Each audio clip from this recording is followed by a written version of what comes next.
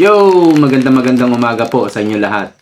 Doktor ni PBBM sa St. Luke's naglabas ng resibo tungkol sa sakit ni PBBM. So, pag-uusapan natin itong leaks, no? Kasi nagkaroon ng leaks sa St. Luke's tungkol sa medical report ni PBBM. At pinick up po ito ng mga media at natanong nga si Auntie Claire tungkol dito. Pero meron din namang sinasabi si Lorraine Badoy. Alam niyo po, doktor din po ito si Lorraine Badoy, kaya meron siyang K. May karapatan siya na magsalita tungkol dito. At merong information na natanggap si Attorney Harry Roque mula sa kanyang source sa Malacanang, kung saan si PBBM daw ay naghabilin na. Ano ba ito? Huling habilin na ba ito? Mamaya po, babanggitin natin kung ano yung habilin daw ni PBBM. So, kadyot lang day, ha? Kadyot lang. So, unahin natin itong medical report. So, dito po, sa leaks na lumabas, ito po, ayan yung header. May nakalagay, St. Luke's Medical Center, Quezon City. May pangalan po, no? Patient's name, Marcos Ferdinand R. Romualdez, Junior Romualdez. At birth date, September 30, age 68, male. At dito po, sa bandang kanan, ito po yung nakalagay na requesting physician. Gopez Cervantes Juliet L. MD. So ito po yung maaring doktor ni PBBM, Gopez Cervantes Juliet. So, ang ginawa ko po, chinek ko itong pangalan ng doktor na ito, no? At ito po yung lumabas.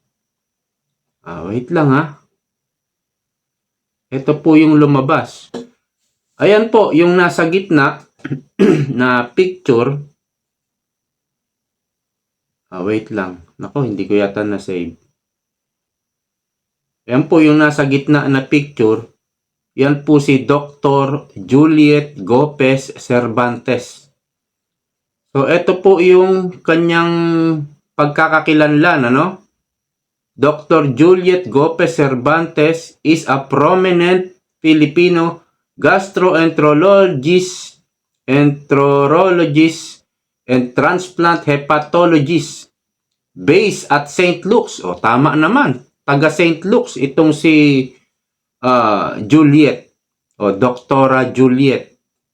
Center in the Quezon City, Philippines. She is recognized for her expertise in liver diseases, colon cancer screening. O, ayan. Sa bituka yan. No? And as a former physician to Gloria Macapagal Arroyo. She serves as a department head and faculty member at St. Luke's Medical Center, College of Medicine. So, naging head po ito, o head. Siguro kasalukuyang head po ito sa St. Luke's. So, ayan po si Dr. Juliet Gopez Cervantes.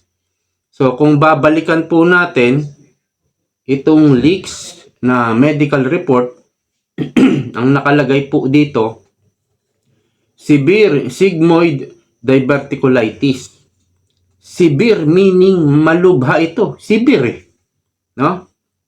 At doon po sa ilalim ng diverticulitis, nakalagay urgent surgical consultation recommended. Urgent, no? So, kailangan daw na magpatingin ni PBBM, magpakonsulta sa surgeon tungkol po sa bituka. So, yan po yung nakalagay sa medical report na lumabas. No? At dito po, sa pagkakakilanlan ni Dr. Juliet Gopez Cervantes, ay mukha siyang expert o anong tawag nito, dalubhasa na at mukhang marami ng karanasan tungkol sa pagpapractice ng medisina at gaya nga ng nasabi ko kanina, naging physician siya ni Gloria Macapagal Arroyo. So, kung ito ay hindi naman legit, kung ito ay fake news, bakit gumawa ng fake medical report at ginamit ang pangalan ni Dr.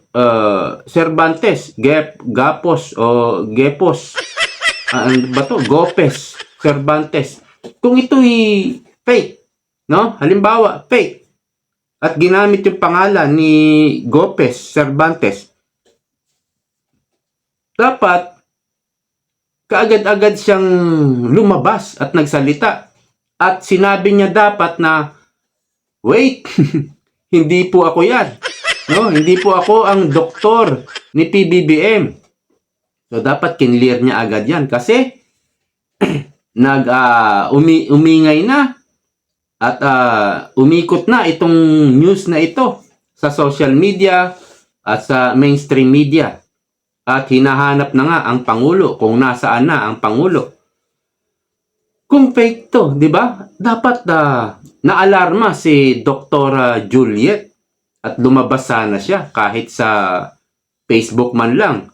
Wala po akong nakita na Facebook page ni Doktora sa Facebook. Kaya sana sa social media, kung meron man siyang Instagram o kung ano man, dapat nag-post siya. Dapat lumabas siya kung ito ay fake. Dapat pinabulaanan niya ito. Pero bakit wala? No? Wala tayong narinig sa kanya. Siguro bukas. Pero dapat ngayon na, agad-agad. Nilinaw niya na unang-una, hindi ako ang doktor, physician ng presidente. At hindi ko alam yung medical report na yan. Dapat ganun sana, kaya lang wala. So, pwede rin natin tignan na baka ito ay legit talaga. Siguro napitikan ng cellphone itong medical report at ayan na, nailabas na sa social media, nailabas na in public. Hindi natin alam talaga kung legit nga ito or fake. Okay? Pero kung ikaw ay isang presidente, no?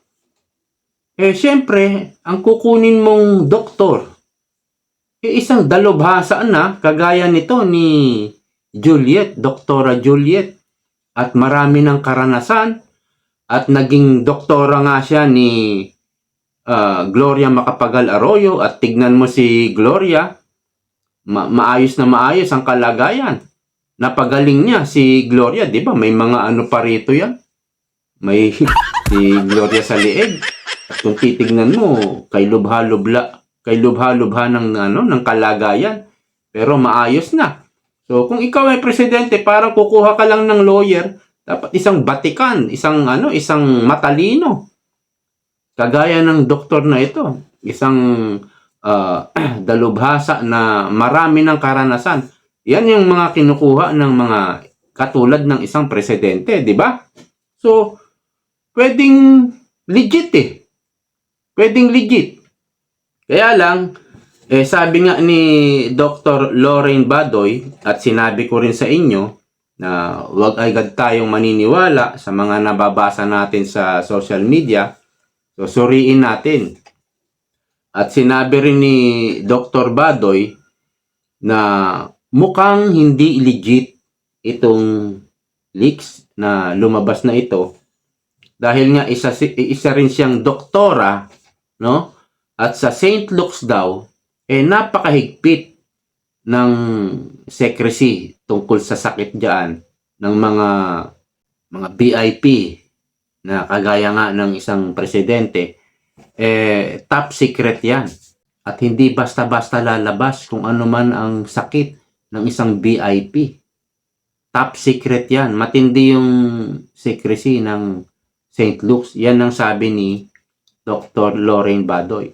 So, pwede natin siyang pakinggan. Kaya lang,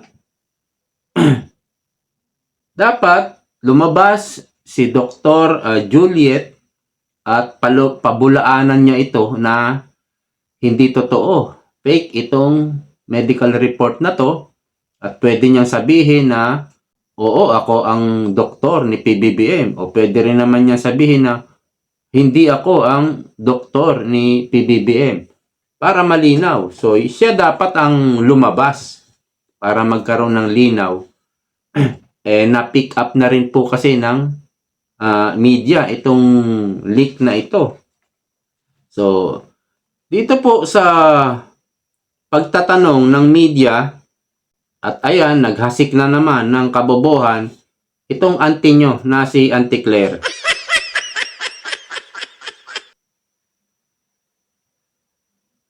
Up lang po sa health condition ni Pangulong Marcos. Yung kumalat po ay unknown source. Mayroon po akong source, doktor po ito sa St. Luke's. So Yun. siguro naman po ay credible ito. Although hindi ko siya pwedeng pangalanan for the obvious reason. Pero hindi po ba mas makabubuti kung magbigay na lamang po ng medical bulletin ang mga doktor ng presidente para malaman po ng taong bayan yung tunay niyang kalagayan since nag-aalala po ang lahat para sa kanyang kondisyon dahil So, yan ang maganda. Yan yung question na maganda na dapat nagbibigay talaga ng medical bulletin itong mga doktor ni PBBM dahil siya po ay isang presidente. Kailangan po na malaman ng taong bayan kung ano ang totoo, yung totoong kalagayan ng presidente ng Pilipinas. siya po yung ating ama ng bayan. Kung doktor po yan ng St. Luke, siya po ba ang doktor ng Pangulo? Hindi po tayo maaaring magbigay ng amang opinyon kung hindi naman manggagaling mismo sa doktor ng Pangulo at hindi manggagaling sa Pangulo. Napakalayo ng sagot. Ang layo ng sagot. Hindi niya yata narinig yung tanong. No? Sige nga, ulitin natin. Up lang po sa health condition ni Pangulong Marcos. Yung kumalat po ay unknown source. Mayroon po akong source, doktor po ito sa St. Luke's. So siguro naman po ay credible ito. Although hindi ko siya pwedeng pangalanan for the obvious reason. Ayan ang Pero tanong. hindi po ba mas makabubuti kung magbigay na lamang po ng medical bulletin ang mga doktor ng presidente para O, yan, di ba? Malinaw ang tanong. Pwede po ba na magbigay na lang ng medical bulletin ang mga doktor ng presidente? Yun ang tanong eh. Yung mga doktor ng presidente. Pakinggan nyo yung sagot nitong si Auntie Claire. malaman po ng taong bayan yung tunay niyang kalagayan since nag-aalala po ang lahat para sa kanyang kondisyon dahil siya po yung ating ama ng bayan. Kung doktor po yan ng St. Luke, siya po ba ang doktor ng Pangulo? Hindi po tayo maaaring magbigay ng amang opinyon kung hindi naman manggagaling mismo sa doktor ng Pangulo at hindi manggagaling sa Pangulo. Nakita nyo sagot? Ang tanong eh, pwede po ba na parang nagsasuggest lang siya, no? Na mas maganda siguro kung yung mga doktor ng Pangulo ay ang magbigay ng medical bulletin. O di ba yun? Ang layo talaga ng sagot nito. Sabi po ng Pangulo, hindi po life-threatening, nakaramdam po siya ng konting sakit. At yan naman po ay tinutugunan ng kanyang mga doktor. At ngayon po ay nakikita natin saya sa iba-ibang activities katulad po ng oath-taking sa harapan po mismo ni General Nactates. Makikita at naka-attend pa po siya ng EDC. Halos umabot po yata ito ng 2 oras. Okay, yung oath-taking daw ni Nactates. Picture lang naman yung nilabas nyo eh. Baka AI yan. O di ba ikaw Castro, madalas ka magsabi ng AI. Pag mayroong mga video, may audio tungkol sa First Lady, kay PBBM, lagi mo sinasabi agad AI. Pwede rin siguro kaming magsabi na baka AI yan o kaya edited. Baka yung si PBBM at si Nactates pinagdikit lang, ano? Baka edited. Kasi hindi ka nagpapakita ng video, dapat mas maganda video. Picture lang ang pinakita. So, hindi po tayo makakatugon sa mga source na hindi nababanggit kung kanino galing. Yung medical bulletin from the doctors themselves, Ayan, inulit niya, di ba? O, inulit niya. hindi pa pwede mas makabubuti kung sila na mismo ang magbigay ng medical bulletin. Sa ating pagkakalam po, pagka naglabas ng medical bulletin, dapat si serious illness. Kung sinabi ng Pangulo na Pagkakaalam niya raw, kailangan serious illness bago maglabas ng medical bulletin. Di ba inulit ng reporter kasi hindi niya nasagot eh. Iba yung sagot niya eh. to life-threatening, so bakit kailangan po sa ngayon ang medical treatment? Medical bulletin. Samantala kami naman po ay nagpo-provide sa inyo kung anong ang kalagayan ng kalusugan ng Pangulo. Mas reliable po kasi pag doktor ang nagsalita, ma'am. Tama. Mas reliable po siguro mismo ang Pangulo nagsasabi kung ano po ang kanya nararamdaman. Pero hindi naman siya doktor, ma'am. So, Pero siya, katawan niya naman po yun. Dapat kayo mga media, hindi na kayo nagpupunta ng Malacanang. Dapat hindi nyo na kinakausap itong babaeng ito. Gaga itong babaeng ito eh.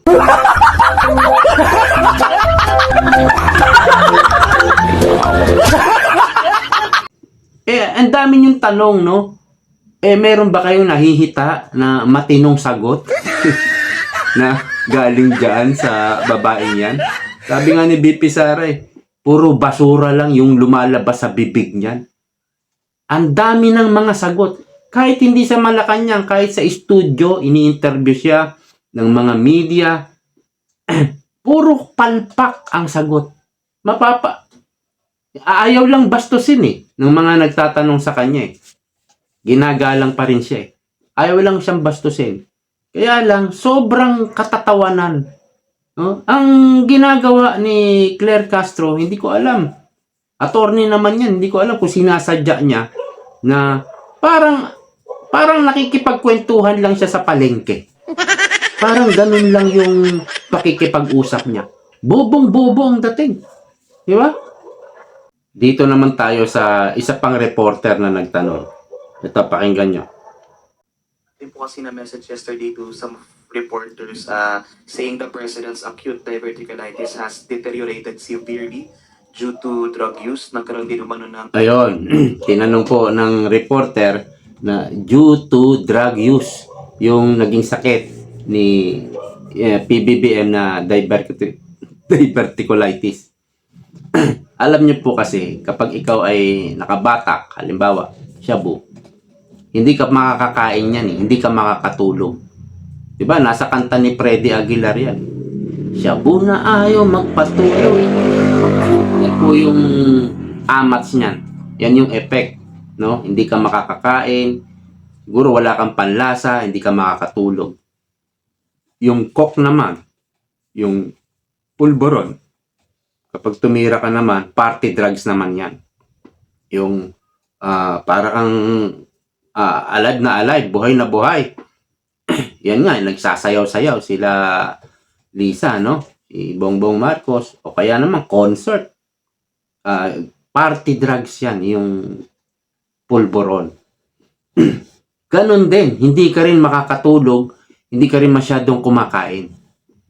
Kaya, hinahaluan nila ng marijuana. Kapag tumira ka naman ng marijuana, bababa naman yung tama. Doon, makakatulog ka na. At pwede ka na rin kumain. Makakakain ka na. Siguro ito yung dahilan na siyempre, hindi naman inamin ni Claire Castro. Aaminin ba yan? At siyempre, itatago nila yan. Ang sanhi ng diverticulitis ni PBBM ay tungkol sa pagbatak-batak ng pulboron at tawas. Posibleng-posible po yan. Dahil alam naman natin na siya ay addictus. O, di ba? At dito nga sa narinig ko kay Attorney Harry Roque na meron daw siyang source person kung saan in-inform siya na si PBBM daw ay meron ng habilin na kung ano man ang mangyari daw sa kanya ay ito yung kanyang habilin. Yun nga, kung sakaling matigok siya kasi nakakaramdam na ng sakit-sakit, kung sakaling ma-rest in peace na siya, ang habilin niya ay wag na wag daw papaupuin si VP Sara bilang presidente. Kasi siya yung nakatakdang pumalit sa presidente in case na mamatay ang presidente. Yan daw ang habilin according to Harry Roque. According naman sa kanyang source sa Malacanang. Yan daw ang habilin. Wag paupuin si VP Sara kung sakaling mamatay siya. Siguro parang gawin ng lahat. Hindi pwedeng umupo yan, wag paupuin. Yun ang bilin o huling habilin ni PBBM. Alright, hanggang dito na lang po. Maraming salamat sa patuloy na pagsuporta. See you po next time. Bye-bye!